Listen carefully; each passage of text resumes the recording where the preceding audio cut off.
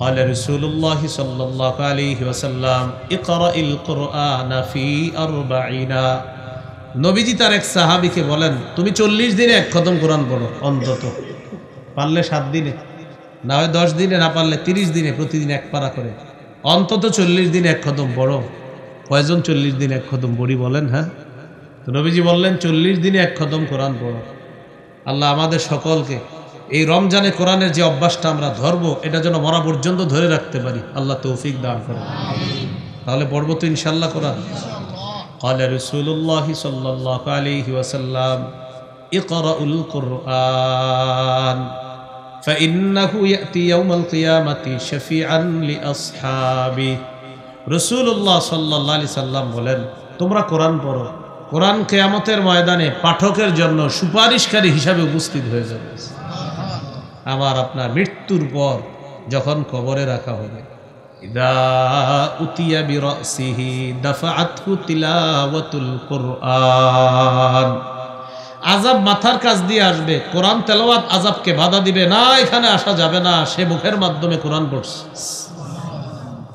ওয়া ইদা উতিয়া বিয়াদাইহি, আযাব হাতের কাছ দিয়ে আসবে, আসার পর দাফাআতহু সাদাকা, ওই আযাবকে সদকা বাধা দিয়ে দিবে, সদকা বাধা দিবে, সে হাত দিয়ে সদকা করছে। ওয়া ইযা উতিয়া বিরিজলাইহি দাফাহু মাশিয়ুহু ইলাস সালাহ, পায়ের কাছ দিয়ে আযাব আসবে, সে যে হেঁটে হেঁটে মসজিদে গেছে আর আসছে, এই যাওয়া আসাটা বাধা দিয়ে বলবে না, আমি এই পায়ের মাধ্যমে সে নামাজ পড়তে গেছে, তুমি পায়ের কাছে আযাব আসতে পারবে। তাহলে কোরআন তেলাওয়াত করার কারণে মাথার কাজের আযাবকে বাধা দিছে কোরআন, আর হাতেরটাকে বাধা দিবে সদকা, পায়ের কাছে যে আযাব আসবে এটাকে বাধা দিবে, ওই যে মসজিদে আমরা গিয়েছি এসেছি এটা বাধা দিবে। আল্লাহ আমাদেরকে কোরআন পড়ার তৌফিক দান করেন। দেখেন, আমরা সবাই বলি এটা যে আমরা আল্লাহকে ভালোবাসি, রাসূল সাল্লাল্লাহু আলাইহি সাল্লামকে আমরা ভালোবাসি, নিঃসন্দেহে ভালোবাসি, কোনো সন্দেহ নেই, কিন্তু আমরা চাই যে আল্লাহ এবং তার রাসূল আমাদেরকে ভালোবাসুক, এটা চাই না আমরা? قال رسول الله صلى الله عليه وسلم من سره أن يحبه الله ورسوله فليقرأ في المصحف। নবীজি বলেন, কেউ যদি এটা পছন্দ করে যে আল্লাহ এবং তার রাসূল তাকে ভালোবাসুক, আমি আপনি যদি চাই যে আল্লাহ এবং তার রাসূল আমাকে ভালোবাসুক, নবীজি বলেন ওই ব্যক্তিকে তুমি বলো কোরআন পড়তে, কোরআন যে পড়বে তাকে আল্লাহও ভালোবাসবে, আর আমি নবীও তার প্রতি ভালোবাসার ঘোষণা দিলাম। এই জন্য কোরআন পড়া, আল্লাহ তৌফিক দান করেন। তাহলে 4 নাম্বার কোরআন তেলাওয়াত করা, নামাজেও, নামাজের বাহিরে ধীরস্থিরভাবে কোরআন তেলাওয়াত করা, সুললিত কণ্ঠে কোরআন পড়ার চেষ্টা করা। নাসাইর হাদিস 1015 নম্বর হাদিস। قال رسول الله صلى الله عليه وسلم, রাসূলুল্লাহ সাল্লাল্লাহু আলাইহি ওয়াসাল্লাম বলেন, যায়িনুল কুরআন বিআসওয়াতিকুম,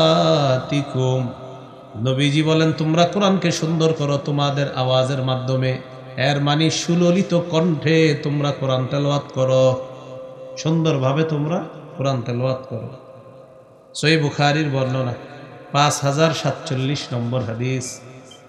আব্দুল্লাহ ইবনে মুগাফফাল রাদিয়াল্লাহু তাআলা, নবীজির একজন সাহাবী, তিনি বলেন, রাআইতু রাসূলুল্লাহি সাল্লাল্লাহু আলাইহি ওয়াসাল্লাম ইয়াকরাউ ওয়া হুয়া আলা নাকাতিহি আও জামালি, আমি রাসূলুল্লাহ সাল্লাল্লাহু আলাইহি সাল্লামকে দেখলাম তিনি ওটের উপরে বসা, ওয়াহিয়া তাসিরু বিহি, ওট আল্লাহ নবীকে নিয়ে চলতেছে, নবীজি ওটের উপরে বসা,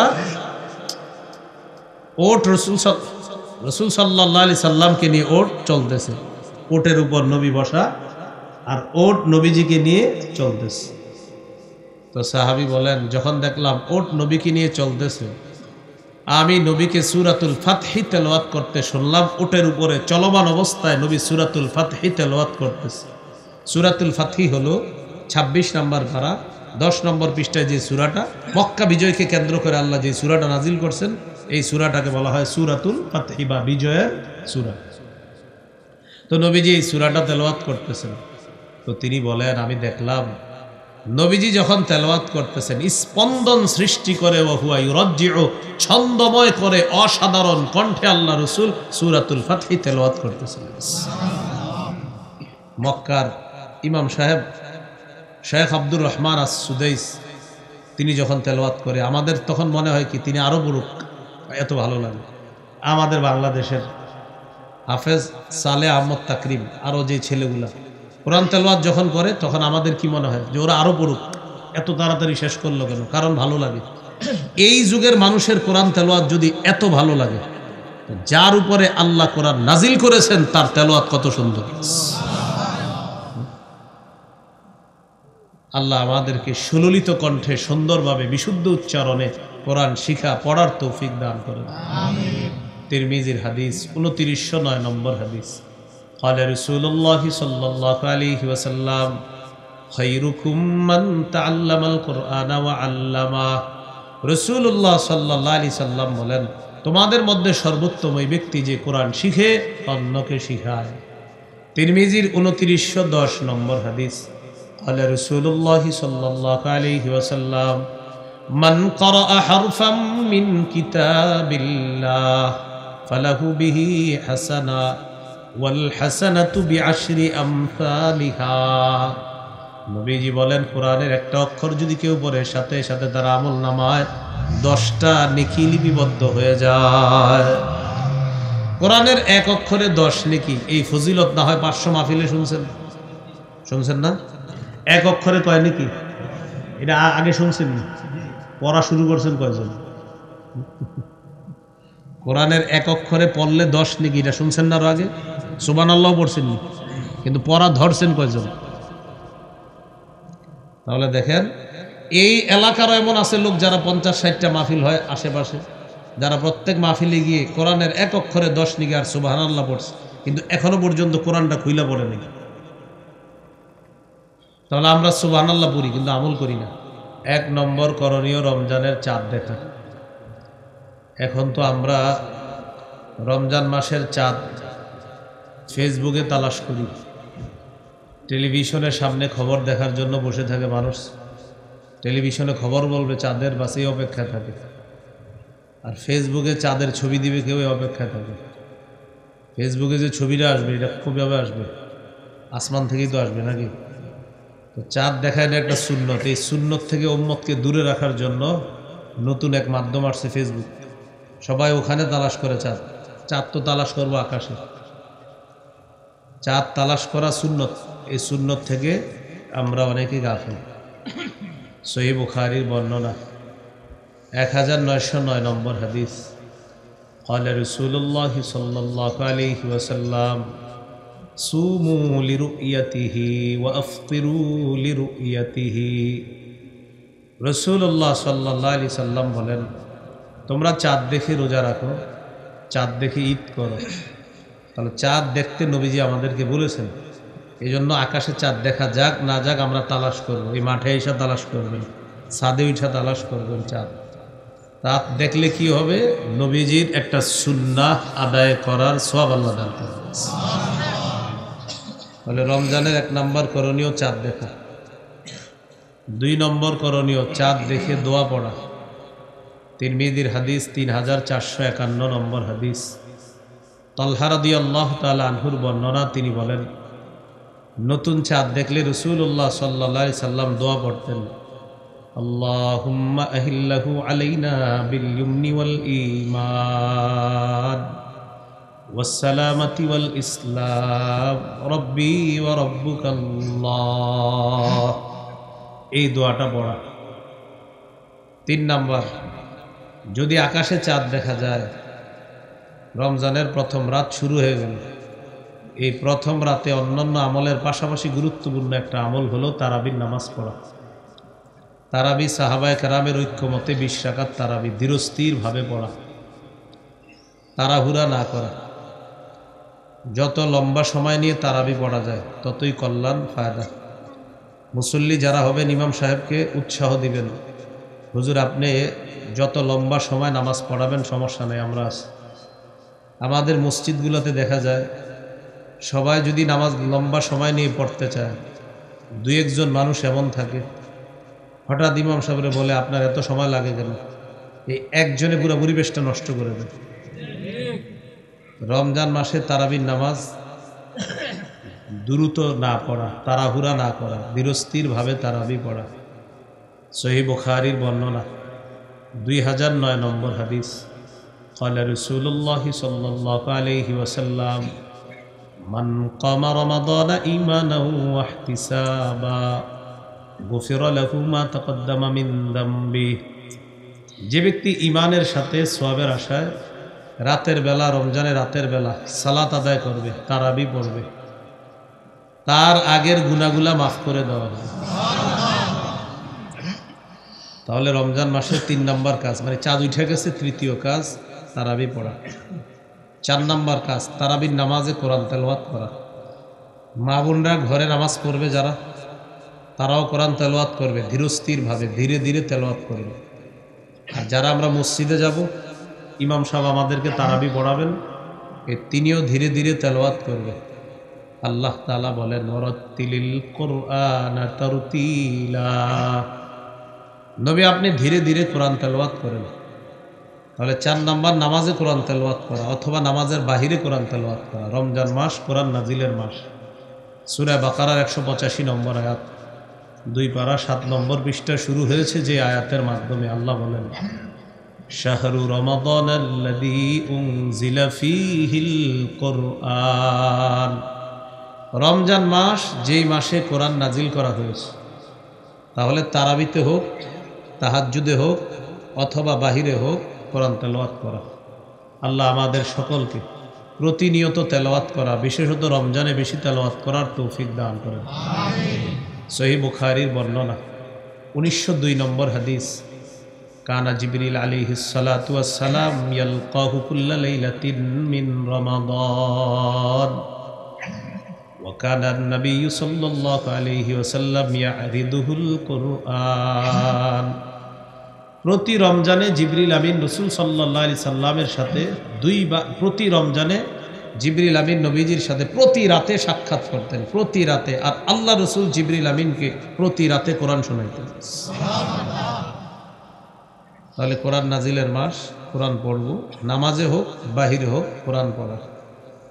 মুসনাদে আহমদের হাদিস, রাসূলুল্লাহ সাল্লাল্লাহু আলাইহি সাল্লাম বলেন মা ক্বালা আবদুন ক্বাত্তু ইযা আসাবাহু হাম্মুন আও হাযানুন ওয়া ফি রিওয়ায়াতিন আও হুজনুন, কোন ব্যক্তির জীবনে যদি দুঃখ দুর্দশা আসে তখন ওই ব্যক্তি যদি এই দোয়াটা পড়ে আল্লাহুম্মা ইন্নী আবদুকা, আল্লাহ আমি আপনার বান্দা, ওয়াবনু আবদিকা, আপনার বান্দার ছেলে আমি, ওয়াবনু আমাতিকা, আপনার বান্দির ছেলে। আল্লাহ আমি আপনার বান্দা, আপনার বান্দার ছেলে, আপনার বান্দির ছেলে। ভাই আওয়াজ বাড়ান না, মাইক নেন ভাই।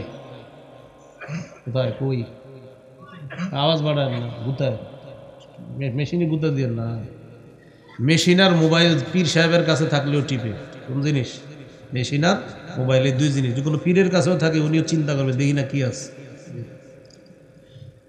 মানে বসে রয়েছে আর কি, একটু গুতাবে, এই কি দরকার, আওয়াজ কমান। হ্যাঁ, তো 4 নাম্বার কোরআন তেলাওয়াত করা, নামাজে হোক নামাজের বাহিরে হোক কোরআন তেলাওয়াত করা। তো বলতেছিলাম কোন ব্যক্তির জীবনে যদি বিপদ আসে আর ওই ব্যক্তি যদি এই দোয়াটা পড়ে আল্লাহুম্মা ইন্নী আবদুকা, আল্লাহ আমি আপনার বান্দা, ওয়াবনু আবদিকা, আপনার বান্দার গোলাম, আমি আপনার বান্দার ছেলে, ওয়াবনু আমাতিকা, আপনার বান্দির ছেলে, মানে আমি আমার আব্বার ছেলে, আমি আমার আম্মার ছেলে। তো এটা বলার পর এরপরে বলবে নাসিয়াতি বিয়াদাইকা, আল্লাহ আমার ভাগ্য আপনার কাছে, মাজিন ফিয়া হুকমুকা, আল্লাহ আমার উপর আপনার হুকুম চলমান, আদলুন ফিয়া কাযাউকা, আপনার বিচার আমার প্রতি ইনসাফ সম্মত বিচার। আসআলুকা বিকুল্লি ইসমিন হুয়া লাকা মা সাম্মাইতা বিহি নাফসাক, প্রত্যেক ওই নামের বিনিময়ে আমি আপনার কাছে চাই যেই নামগুলো আপনি নিজের জন্য রেখেছেন। আও আনজালতাহু ফি কিতাবিকা, অথবা যেই নামগুলো আপনি কোরআনে নাজিল করেছেন এই নামের মাধ্যমে আমি আপনার কাছে চাই। আও আল্লামতাহু আহাদাম মিন খালকিকা, অথবা আপনার সৃষ্টির কাউকে যে নামগুলো আপনি শিক্ষা দিয়েছেন ওই নামগুলোর মাধ্যমে আমি আপনার কাছে চাই। আও ইস্তাসারতা বিহি ফি ইলমিল গায়বি ইনদাকা, আল্লাহ যে নামগুলো আপনি কাউকে শিখানো নাই অথবা আপনি কোরআনে দেন নাই, যেটা আপনি গায়েবের মধ্যে এখনো রেখে দিয়েছেন আল্লাহ আমরা জানি না, ওই নামগুলোর মাধ্যমে, মানে যেগুলো জানি না ওইগুলোরও মাধ্যমে।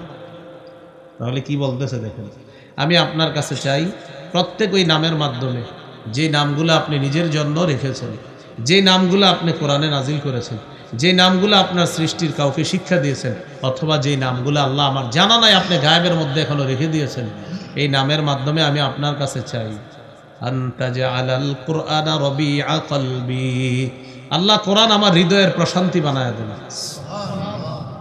কোরআন আমার হৃদয়ের প্রশান্তি বানায় দেন, ওয়া নূর সদরি, কোরআনকে আমার বুকের আলো বানায় দেন, ওয়া জিলাআ হুজনি, কোরআন আমার দুঃখের অপসারণকারী বানায় দেন, ওয়া যাহাবা হাম্মি, আমার পেরেশানির দূরকারী বানায় দেন এই কোরআনকে। তাহলে আমি চারটা আবার বলছি, আল্লাহ কোরআনকে আমার হৃদয়ের প্রশান্তি বানায় দেন, আল্লাহ কোরআনকে আমার বুকের আলো বানায় দেন, আল্লাহ কোরআনকে আমার দুঃখের অপসারণকারী বানায় দেন, আল্লাহ আমার চিন্তা ভাবনার দূরকারী কোরআনকে বানায় দেন। নবীজি বলেন এই দোয়া যদি কেউ আল্লাহর কাছে করে, ইল্লা আযহাবাল্লাহু হাম্মা, আল্লাহ তার সমস্ত পেরেশানিগুলো দূর করে দিবেন,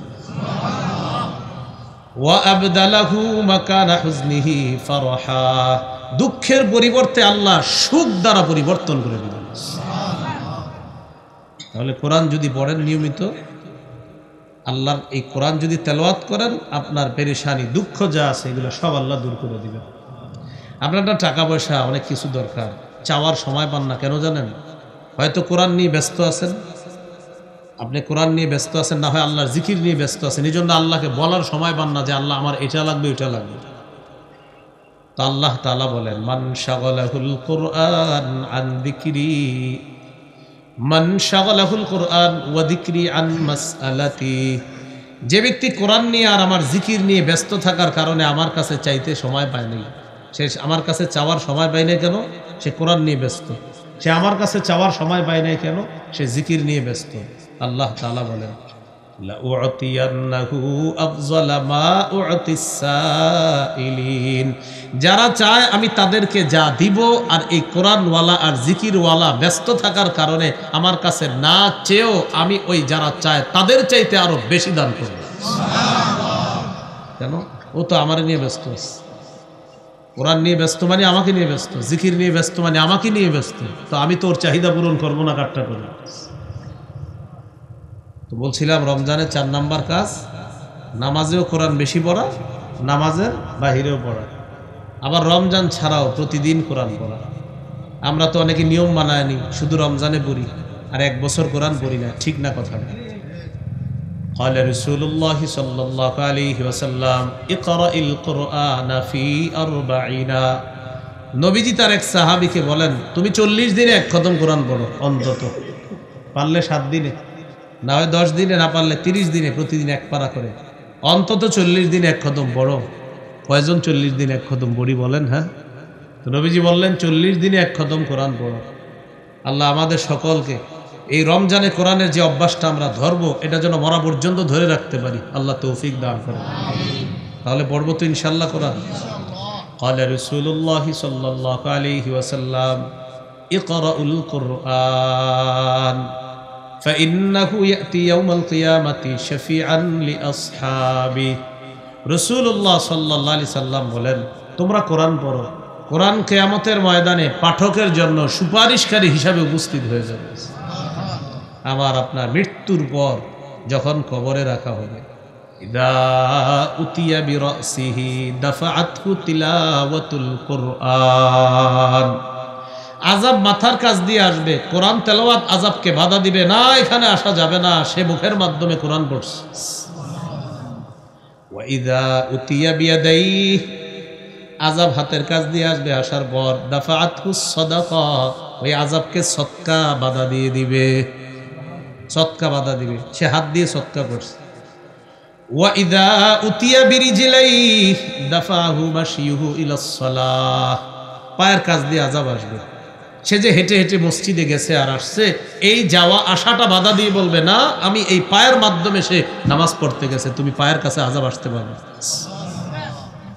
তাহলে কোরআন তেলাওয়াত করার কারণে মাথার কাজের আযাবকে বাধা দিছে কোরআন, আর হাতেরটাকে বাধা দিবে সদকা। পায়ের কাছে যে আযাব আসবে এটাকে বাধা দিবে, ওই যে মসজিদে আমরা গিয়েছি এসেছি এটা বাধা দিবে। আল্লাহ আমাদেরকে কোরআন পড়ার তৌফিক দান করেন। দেখেন আমরা সবাই বলি এটা যে আমরা আল্লাহকে ভালোবাসি, রসুল সাল্লাল্লাহু আলাইহি সাল্লামকে আমরা ভালোবাসি, নিঃসন্দেহে ভালোবাসি, কোনো সন্দেহ নেই। কিন্তু আমরা চাই যে আল্লাহ এবং তার রসুলও আমাদেরকে ভালোবাসুক, এটা চাই না আমরা? ক্বালা রাসূলুল্লাহ সাল্লাল্লাহু আলাইহি ওয়াসাল্লাম মান সাররাহু আইয়ুহিব্বাহুল্লাহু ওয়া রাসূলুহু ফালইকরা ফিল মাসহাফ। নবীজি বলেন কেউ যদি এটা পছন্দ করে যে আল্লাহ এবং তার রসুল তাকে ভালোবাসুক, আমি আপনি যদি চাই যে আল্লাহ এবং তার রসুল আমাকে ভালোবাসুক, নবীজি বলেন ওই ব্যক্তিকে তুমি বলো কোরআন পড়তে। কোরআন যে পড়বে তাকে আল্লাহও ভালোবাসবে, আর আমি নবীও তার প্রতি ভালোবাসার ঘোষণা দিলাম। এই জন্য কোরআন পড়া, আল্লাহ তৌফিক দান করেন। তাহলে 4 নাম্বার কোরআন তেলাওয়াত করা, নামাজেও নামাজের বাহিরে ধীরস্থিরভাবে কোরআন তেলাওয়াত করা, সুললিত কণ্ঠে কোরআন পড়ার চেষ্টা করা। নাসাইর হাদিস 1015 নম্বর হাদিস। ক্বালা রাসূলুল্লাহ সাল্লাল্লাহু আলাইহি ওয়াসাল্লাম, রাসূলুল্লাহ সাল্লাল্লাহু আলাইহি ওয়াসাল্লাম বলেন যায়্যিনুল কুরআনা বিআসওয়াতিকুম। নবীজি বলেন তোমরা কোরআনকে সুন্দর করো তোমাদের আওয়াজের মাধ্যমে, এর মানে সুললিত কণ্ঠে তোমরা কোরআন তেলাওয়াত করো, সুন্দরভাবে তোমরা কোরআন তেলাওয়াত করো। সহিহ বুখারীর বর্ণনা 5047 নম্বর হাদিস। আব্দুল্লাহ ইবনে মুগাফফাল রাদিয়াল্লাহু তাআলা নবীজির একজন সাহাবী, তিনি বলেন রাআইতু রাসূলুল্লাহি সাল্লাল্লাহু আলাইহি ওয়াসাল্লাম ইয়াকরা ওয়া হুয়া আলা নাকাতিহি আও জামালি। আমি রাসূলুল্লাহ সাল্লাল্লাহু আলাইহি সাল্লামকে দেখলাম তিনি উটের উপরে বসা, ওয়াহিয়া তাসিরু বিহি, ওট আল্লাহ নবীকে নিয়ে চলতেছে, নবীজি ওটের উপরে বসা, ওট রসুল সাল্লাল্লাহু আলাইহি সাল্লামকে নিয়ে ওট চলতেছে, ওটের উপর নবী বসা আর ওট নবীজিকে নিয়ে চলতেছে। তো সাহাবী বলেন যখন দেখলাম ওট নবীকে নিয়ে চলতেছে, আমি নবীকে সূরাতুল ফাতহি তেলাওয়াত করতে শুনলাম, ওটের উপরে চলমান অবস্থায় নবী সূরাতুল ফাতহি তেলাওয়াত করতেছে। সূরাতুল ফাতহি হলো 26 নম্বর পারা 10 নম্বর পৃষ্ঠায় যে সূরাটা, মক্কা বিজয়কে কেন্দ্র করে আল্লাহ যে সূরাটা নাজিল করছেন, এই সূরাটাকে বলা হয় সূরাতুল ফাতহি বা বিজয়ের সূরা। তো নবীজি এই সূরাটা তেলাওয়াত করতেছেন। তো তিনি বলেন আমি দেখলাম নবীজি যখন তেলাওয়াত করতেছেন স্পন্দন সৃষ্টি করে, ওয়া হুয়া ইউরাজ্জিউ, ছন্দময় করে অসাধারণ কণ্ঠে আল্লাহ রাসূল সূরাতুল ফাতহি তেলাওয়াত করতেছেন। মক্কার ইমাম সাহেব শেখ আব্দুর রহমান আস-সুদাইস তিনি যখন তেলাওয়াত করে আমাদের তখন মনে হয় কি তিনি আরো বড়, এত ভালো লাগে। আমাদের বাংলাদেশের হাফেজ সালে আহমদ তাকরিম আরো যে ছেলেগুলা কোরআন তেলাওয়াত যখন করে তখন আমাদের কি মনে হয় যে ওরা আরো পড়ুক, এত তাড়াতাড়ি শেষ করলো কেন? কারণ ভালো লাগে। এই যুগের মানুষের কোরআন তেলাওয়াত যদি এত ভালো লাগে, যার উপরে আল্লাহ কোরআন নাজিল করেছেন তার তেলাওয়াত কত সুন্দর। আল্লাহ আমাদেরকে সুললিত কণ্ঠে সুন্দরভাবে বিশুদ্ধ উচ্চারণে কোরআন শিখা পড়ার তৌফিক দান করেন। আমিন। তিরমিজির হাদিস 2909 নম্বর হাদিস। ক্বালা রাসূলুল্লাহ সাল্লাল্লাহু আলাইহি ওয়াসাল্লাম খায়রুকুম মান তাআল্লামাল কুরআনা ওয়া আল্লামা। রাসূলুল্লাহ সাল্লাল্লাহু আলাইহি সাল্লাম বলেন তোমাদের মধ্যে সর্বোত্তম ওই ব্যক্তি যে কোরআন শিখে অন্যকে শিখায়। তিরমিজির 2910 নম্বর হাদিস। ক্বালা রাসূলুল্লাহ সাল্লাল্লাহু আলাইহি ওয়াসাল্লাম মান ক্বারাআ হারফাম মিন কিতাবিল্লাহ ফালাহু বিহি হাসানা ওয়াল হাসানাতু বিআশরি আমসালিহা। নবীজি বলেন কোরআনের একটা অক্ষর যদি কেউ পড়ে সাথে সাথে তার আমলনামায় 10টা নেকি লিপিবদ্ধ হয়ে যায়। কোরআনের এক অক্ষরে 10 নেকি, এই ফজিলত না হয় 500 মাহফিলে শুনছেন না? এক অক্ষরে কয় নেকি? এটা আগে শুনছেন না? পড়া শুরু করছেন কয়জন? কোরআনের এক অক্ষরে পড়লে 10 নেকি, এটা শুনছেন না? আগে সুবহানাল্লাহ পড়ছেন নি, কিন্তু পড়া ধরছেন কয়জন? তাহলে দেখেন এই এলাকারও এমন আছে লোক যারা 50-60টা মাহফিল হয় আশেপাশে, যারা প্রত্যেক মাহফিলে গিয়ে কোরআনের এক অক্ষরে 10 নেকি আর সুবহানাল্লাহ পড়ছে, কিন্তু এখনো পর্যন্ত কোরআনটা খুইলা পড়ে নাকি। তাহলে আমরা সুবহানাল্লাহ পড়ি কিন্তু আমল করি না। যেমন আলোচক বক্তা যিনি, উনি বয়ানের মধ্যে বলতেছে, নবীজি বলেছেন, মান সাল্লাল ইশা ফি জামাআ ফাকান্নামা কামা নিসফাল লাইল। কেউ যদি এশার নামাজ জামাতে পড়ে, পড়ার পর যদি সে ঘুমায়ও যায়, তাকে অর্ধেক রাত ইবাদতের সওয়াব আল্লাহ দিয়ে দেন। ওয়া মান সাল্লাল গাদাতা ফি জামাআ ফাকান্নামা সাল্লাল লাইলা কুল্লাহ। কেউ যদি ফজরের নামাজ জামাতে পড়ে, সে কেমন যেন সারা রাত নামাজ পড়ে কাটায় দিচ্ছে। এখন আপনি সুবহানাল্লাহ পড়ছেন, কিন্তু ফজর শুরু করছেন। এই যে আপনি সুবহানাল্লাহ বললেন, যে এশা জামাতে বললে অর্ধেক রাত ইবাদতের সওয়াব। আল্লাহ মাফ করেন, আমি সন্দেহ করি না এই জায়গায় যারা আছে সবাই এশা পড়ছে কিনা, এটাও তো একটা মুশকিল বিষয়। অথচ সুবহানাল্লাহ সবাই পড়ছে। যে এশা পইরা ঘুমায় গেল, অর্ধেক রাত ইবাদতের সওয়াব, সুবহানাল্লাহ পড়লাম। আবার হুজুর বললেন, ভাই ফজর কেউ যদি জামাতে পড়ে, নবী বলেছেন পুরা রাত ইবাদতের সওয়াব, সুবহানাল্লাহ পড়ছে। আবার আগামীকাল সকাল 10টার দিকে চা স্টলের সামনে বসে বলতেছি, বেটা ফজর জামাতে পড়লে সারা রাত ইবাদতের সওয়াব। আপনি পড়ছেন না সেটা বলেন, না আজকে তো পড়িনি।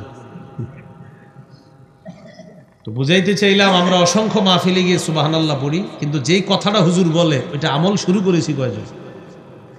আল্লাহ আমাদের সকলকে কথাগুলা বুঝে শুনে আমল করার তৌফিক দান করেন। তো বলছিলাম 4 নাম্বার, কোরআন তেলাওয়াত করা। কোরআন তেলাওয়াত এক অক্ষরে 10টা নেকি। তো এটা তখনই আমার আপনার ওয়াজটা কাজ হবে, যখন আমি 10 নেকি সরাসরি পড়ে অর্জন করব। আল্লাহ আমাদের সকলকে তৌফিক দান করেন। কোরআনের কিছু আয়াত আছে, এই আয়াতের মধ্যে মাঝে মাঝে থামা, এটাও সুন্নত। আযাব সম্বলিত আয়াত বারবার দুহরিয়ে পড়া, এটা ভালো।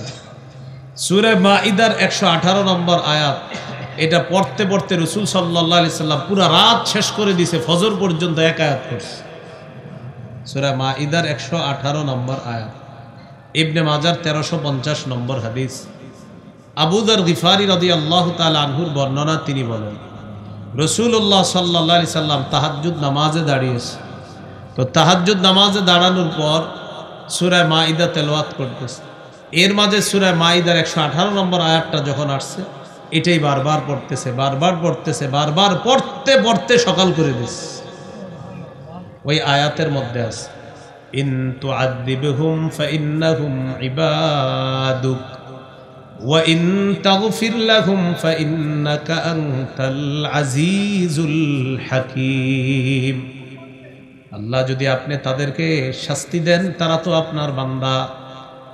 ওয়া ইন তাগফির লাহুম, আল্লাহ তাদেরকে যদি আপনি ক্ষমা করেন, ফাইন্নাকা আনতাল আজিজুল হাকীম, আপনি মহাপরাক্রমশালী মহাপ্রজ্ঞাময় আল্লাহ। যদি তাদেরকে আপনি শাস্তি দেন, তারা আপনার বান্দা, আর যদি তাদেরকে আপনি ক্ষমা করেন, আপনি মহাপরাক্রমশালী মহাপ্রজ্ঞাময়। আয়াতের বিষয়বস্তুর সম্পর্ক হলো ঈসা নবীর সাথে। ঈসা নবী এই আয়াতের বিষয়বস্তুর সাথে সম্পর্ক। আল্লাহ তাআলাকে ঈসা নবী বলবে, আল্লাহ আমার উম্মত যারা, তাদেরকে যদি আপনি শাস্তি দেন, তারা তো আপনার বান্দা, আর যদি তাদেরকে আপনি ক্ষমা করেন, আপনি মহাপরাক্রমশালী মহাপ্রজ্ঞাময় আল্লাহ। শাস্তি যদি দেন, তারা আপনার বান্দা, আর যদি তাদেরকে ক্ষমা করেন, আপনি মহাপরাক্রমশালী মহাপ্রজ্ঞাময়, আপনি ক্ষমা করতে পারেন। এটা ঈসা নবী আল্লাহকে বললেন। আমাদের নবী টেনশনে পড়ে গেলেন যে আমার তো উম্মত, অসংখ্য অগণিত উম্মত, তাদের কি অবস্থা হবে। এই কথা চিন্তা করে রাসূল সাল্লাল্লাহু আলাইহি সাল্লাম এই আয়াতটা বারবার পড়তে পড়তে সারা রাত শেষ করে দিয়েছেন। এই হলো 4 নাম্বার, কোরআন তেলাওয়াত করা। রমজানে নামাজেও তেলাওয়াত করা, নামাজের বাহিরেও তেলাওয়াত করা। 5 নাম্বার, তাহাজ্জুদ নামাজ পড়া। সাহরির সময় উঠে 8 রাকাত তাহাজ্জুদ পড়বেন। 8 রাকাত তাহাজ্জুদ পড়া রাসূল সাল্লাল্লাহু আলাইহি সাল্লামের 12 মাসের সুন্নত। তারাবি পড়া এটা হলো রমজানের আমল, আর তাহাজ্জুদ পড়া এটা 12 মাসের আমল। আপনি প্রতিদিন 8 রাকাত তাহাজ্জুদ পড়তে পারেন, যেহেতু আপনি ক্লান্তির কারণে পড়তে পারেন না প্রতিদিন, কিন্তু রমজানে যেহেতু সাহরির সময় আপনি উঠেন, এই জন্য সাহরির সময় উঠে 8 রাকাত তাহাজ্জুদ পড়ার চেষ্টা করব আমরা ইনশাআল্লাহ। তাহাজ্জুদ নামাজের অসংখ্য অগণিত উপকারিতার মধ্যে একটা উপকার হলো, নিয়মিত যারা তাহাজ্জুদ পড়তে পারবে তাদের ঘরে ভরপুর বরকত আল্লাহ দান করবে। তিরমিজির 2616 নম্বর হাদিস, রাসূলুল্লাহ আলা আদুল্লুকা আলা আবওয়াবিল খাইর, আমি কি তোমাকে কল্যাণের দরজা সমূহের কথা বলবো না? কল্যাণের দরজা তিনটি। এক নাম্বার সওমু জুন্নাহ, কল্যাণের এক নাম্বার দরজা হলো রোজা। দুই নাম্বার ওয়াস সাদাকাতু, সদকা করা কল্যাণের দরজা। সদকা এমন একটা ইবাদত, তুতফিউল খাতিআতা কামা ইউতফিউল মাউন নার। সদকা মানুষের গুনাহগুলো এমনভাবে ধুয়ে মুছে সাফ করে দেয়, পানি যেমন আগুনকে নিভিয়ে দেয়, সদকা তেমন মানুষের গুনাহগুলোকে মিটিয়ে দেয়। তিন নাম্বার ওয়াসালাতুর রাজুলি মিন জাওফিল লাইল, রাতের বেলা তাহাজ্জুদ নামাজ পড়া। তাহলে এক নাম্বার রোজা রাখা, দুই নাম্বার সদকা করা, তিন নাম্বার তাহাজ্জুদ নামাজ পড়া। তাহলে রমজানের তিন নাম্বার আমল হলো তারাবি পড়া, চার নাম্বার কোরআন তেলাওয়াত করা, পাঁচ নাম্বার তাহাজ্জুদ পড়া, সাহরির সময় উঠে 8 রাকাত তাহাজ্জুদ পড়ার চেষ্টা করা। আল্লাহ তৌফিক দান করেন। 6 নাম্বার তাহাজ্জুদ পড়ার পরে সাহরি খাবেন, রোজা রাখার জন্য সাহরি খাবেন। এখন সাহরি খাওয়ার আগেও তাহাজ্জুদ পড়তে পারবেন, আর সাহরি খাওয়ার পরে যদি দেখেন এখনো সময় আছে তখন আপনি তাহাজ্জুদ নামাজ পড়তে পারবেন। সাহরি খাবেন। অনেকে কি করে সাহরি খায় না, কেন খায় না? পালোয়ানগিরি দেখাবে, মানুষকে বলবে আমি না খেয়ে রোজা রাখছি। সহিহ বুখারীর বর্ণনা 1921 নম্বর হাদিস, যায়েদ ইবনে সাবিত রাদিয়াল্লাহু তাআলা আনহুর বর্ণনা, তিনি বলেন তাসাহহারনা মা রাসূলিল্লাহি সাল্লাল্লাহু আলাইহি ওয়াসাল্লাম, আমরা রাসূলুল্লাহ সাল্লাল্লাহু আলাইহি সাল্লামের সাথে সাহরি খেয়েছি। নবীজি সাহাবীদেরকে এইভাবে ডেকেছেন, হালুম্মু ইলাল গাদাইল মুবারাক, আসো তোমরা বরকতপূর্ণ খাদ্যে অংশগ্রহণ করো, তোমরাও সাহরি খাও। বুখারীর 1923 নম্বর হাদিস, قال رسول الله صلى الله عليه وسلم তাসাহহারু ফাইন্না ফিস সাহুরি বারাকাতান, নবীজি বলেন তোমরা সাহরি খাও, সাহরির মধ্যে ভরপুর বরকত রয়েছে। সাহরির মধ্যে খেজুর খাবেন, খেজুর, ইলিশ মাছ, গরুর গোশত, মুরগি যাই খান, পাশাপাশি খেজুর খাবেন। قال رسول الله صلى الله عليه وسلم নি'মা সাহুরুল মুমিনি আত-তাম, নবীজি বলেন সাহরিতে খেজুর খাওয়া এটা মুমিনের কতই না উত্তম খাদ্য। সাহরির সময় খেজুর খাওয়া, খেজুর শুধু সাহরিতে খাবেন এমন না, 12 মাস খেজুর খাবেন। প্রতিদিন সকালবেলা অন্তত 60টা খেজুর খাওয়া প্রতিটা মুসলমান যারা আমরা, আমাদের উচিত। কয়টা? 60টা খেজুর সকালবেলা খালি পেটে খেয়ে ফেলবেন 60টা। যদি 60টা আজওয়া খেজুর খেতে পারেন, বুখারীর বর্ণনা, লাম ইয়াদুররুহু সুম্মুন, বিষও আপনার ক্ষতি করবে না। আবার বিষ খায়েন না, খেজুর খাওয়ার পর আপনি বিষ খায় ট্রাই করবেন, বিষয়টা এমন না। তো 60টা খেজুর খাওয়া নিয়মিত। বাচ্চাদেরকে খেজুর খাওয়ানোর চেষ্টা করেন, তেঁতুলের আচার না কিনে দিয়ে খেজুর কিনে দিবেন। খেজুর, খেজুরে মেধা বাড়ে, খাওয়ায় তেঁতুল, তেঁতুলে মেধা কমে। গর্ভবতী নারীকে খেজুর খাওয়াবেন, এরা টক খাইতে চায়, টক খাওয়াবেন না, টকে তার মেধাও কমে, আর তার গর্ভস্থিত সন্তান যেটা ওইটারও মেধা কমে। খাওয়াবেন খেজুর। মারিয়ামের পেটে ঈসা নবী আসছে, ঈসা আলাইহিস সালাম যখন তার পেটে আসছে, আল্লাহ বলে দিলেন ফাকুলি ওয়াশরাবি ওয়াকরি আইনা, মারিয়ামকে আল্লাহ বললেন তুমি খাও, তুমি পান করো। এখন দেখেন মারিয়ামকে আল্লাহ বললেন তুমি খাও, কি খাইতে বললেন? খেজুর খাও। খেজুর গাছের নিচে আল্লাহ বসায়া দিলেন, খেজুর গাছের নিচে বসিয়ে দিলেন, সামনে ঝর্ণা, জিবরিল আমিন জানায় দিলেন খাইতে মন চাইলে খেজুর খাবা, আর পানির পিপাসা লাগলে ঝর্ণার পানি পান করবা। তাফসিরের কিতাবে আসছে, উপরে তাকায়া দেখে গাছে খেজুর নাই, খেজুর তো নাই। জিবরিল আমিন জানায়া দিলেন খেজুর নাই, সমস্যা কি? আল্লাহর নাম নিয়ে ঝাড়া দিবা, খেজুর পড়বে। যে আল্লাহ বাবা ছাড়া সন্তান দিতে পারে, এ আল্লাহ গাছে খেজুর না থাকলেও খেজুর দিতে পারে। এখন এটা বলা উদ্দেশ্য না আপনাদেরকে, আমার মূল উদ্দেশ্য যেটা, মারিয়ামের জন্য আল্লাহ এত খাবার রেখে খেজুর কেন নির্ধারণ করলেন? এখান থেকে বোঝা যায় গর্ভবতী নারীদের শ্রেষ্ঠ একটা খাদ্য হলো খেজুর। খাওয়ায় তেঁতুল, পরে ওই মেধা হয় কম। তেঁতুল গাছের নিচ দিয়ে ওটা হাঁটাবেন না। আল্লাহ আমাদের সকলকে কথাগুলা মনে রাখার তৌফিক দান করেন। তাহলে সাহরিতে মুমিনের শ্রেষ্ঠ উত্তম খাদ্য কি খাওয়া? খেজুর খাওয়া। খেজুর খাবেন। ইন্নাল্লাহা ওয়া মালাইকাতাহু ইউসাল্লুনা আলাল মুতাসাহহিরিন, রাসূলুল্লাহ সাল্লাল্লাহু আলাইহি সাল্লাম বলেন যারা সাহরি খায় তাদের উপর আল্লাহর রহমত নাজিল হয়, আর যারা সাহরি খায় ফেরেশতারা আল্লাহকে বলে আল্লাহ এই লোকটা সাহরি খায়, তাকে মাফ করেন, তাকে মাফ করেন, তাকে মাফ করেন। নবীজি বলেন যেই ঘরে খেজুর নাই এই ঘরের লোকেরা ক্ষুধার্ত। এগুলো লোকেরা কি ক্ষুধার্ত। আপনি খাইছেন? খাইছি। কি খাইছেন? ভাত, গরুর গোশত সব খাইছি। তোমার ঘরে খেজুর আছে? কয় না। তোমার ঘরে কিছুই নেই। নবীজি বলেন যার ঘরে খেজুর নাই ঘরের লোকেরা কেমন যেন অভুক্ত ক্ষুধার্ত, খেজুর খায় না, এরা আবার কি খাইছে? তাহলে এগুলা মুসলমানদের খাদ্য, খেজুর, মধু, কালিজিরা এগুলা রাখবেন ঘরের মধ্যে। তো যাই হোক, রমজানের 6 নম্বর আমল সাহারি খাওয়া। তাহলে সাহারি খেতে হবে, এটা নবীর সুন্নত, সাহাবায়ে কেরামের সুন্নত। আর সাহারিতে অন্যান্য খাবারের পাশাপাশি শ্রেষ্ঠ খাদ্য কি খাবো? খেজুর। খেজুর শুধু রমজানে না, সবসময়। সবসময় 1-2টা খান। আপনি শরীর যদি দেখেন বেশি গরম, তো আপনি 1টা খান, 2টা খান, যতটুকু পারেন খাওয়ার চেষ্টা করেন। হেফজখানে যে ছাত্রগুলা পড়ে আপনাদের সন্তানাদি, এদেরকে ভালো কিছু খাওয়ানোর চেষ্টা করেন। কিসমিস খাওয়ান, খেজুর খাওয়ান, বাদাম খাওয়ান, এইগুলা খাওয়ানোর চেষ্টা করেন। না খায় রাস্তাঘাটের যা খাওয়ান ইত্যাদি খাওয়ান, পরে আপনার কয় যে পড়া মনে থাকে না। থাকবে কিভাবে? খাওয়ান কি? 7 নাম্বার রমজানের 7 নাম্বার আমল হলো রোজা রাখা। সাহারি খাইলেন, খাওয়ার পর রোজা রাখবেন।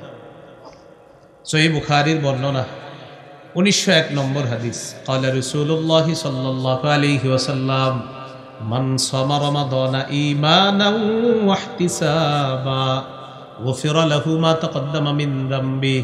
যে ব্যক্তি ঈমানের সাথে সওয়াবের আশায় রমজানে রোজা রাখলো, তার আগের সব গুনাহ মাফ। তিরমিজির 614 নম্বর হাদিস, ক্বালা রাসূলুল্লাহ সাল্লাল্লাহু আলাইহি ওয়াসাল্লাম, আস-সাওমু জুন্নাতুন হাসিনা। নবীজি বলেন রোজা হলো জাহান্নাম থেকে বাঁচার জন্য মজবুত ঢালের নাম হলো রোজা। জাহান্নাম থেকে বাঁচার মজবুত ঢালের নাম রোজা। যুবক ভাইয়েরা একটু মন দিয়ে শোনেন, অভিভাবকরাও শোনেন। বালেক ছেলেরা রোজা রাখে না, অথবা রাখে 3টা রাখে বা রাখে না, বা 5টা রাখে, অন্যগুলা রাখে না। তিরমিজির 723 নম্বর হাদিসে আছে, কেউ যদি ইচ্ছাকৃতভাবে কোনো বালেক মুসলমান ইচ্ছাকৃতভাবে একটা রোজা না রাখে, শরীয়তের বিধান কাফারা কয়টা? 60টা। এটা একটা বিধান শরীয়তের। কিন্তু সে যদি সারা জীবন রোজা রাখে, ওই একটা রোজার ঘাটতি পূরণ হবে না। একটা রোজা আল্লাহর কাছে এত দামি। অথচ এখন রোজা আপনার রাখে না বলে কি বইলা, বাবা মা সন্তানকে সাহারির সময় উঠায় না, বা স্বাস্থ্য নষ্ট হবে, ছোট মানুষ, 21 বছরের শিশু, 18 বছরের শিশু উঠায় না। রোজা রাখতে হবে, বলেন ইনশাআল্লাহ। সাবধান, এইসব ব্যাপারে অলসতা করা যাবে না।